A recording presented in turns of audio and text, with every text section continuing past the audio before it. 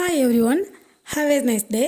இன்னைக்கு நம்ம பார்க்க போகிற வேர்ட்ஸ் எதுலாம்னா டிரைவ் அண்ட் ரைடு. இந்த ரெண்டு வேர்டை நம்ம ஒன்றே மாதிரி சில இடங்களில் யூஸ் பண்ணியிருப்போம். ஆனால் ரெண்டுக்குமே ரெண்டு மீனிங்.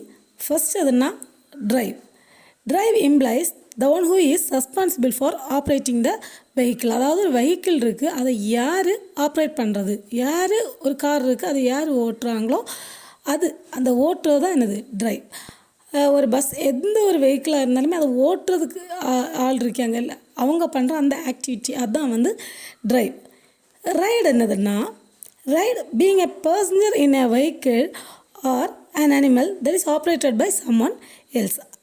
ரைடு என்னதுன்னா நம்ம ஒரு வெஹிக்கிள் போயிட்டுருக்குது, நம்ம அதில் ஒரு பேசஞ்சராக இருந்து போனோன்னா ரைட் போனோம். மேபி நம்ம ட்ரைவ் கூட பண்ணலாம், ஆனால் என்னது ஒரு வெஹிக்கிளில் நம்ம போகிறது ரைடு.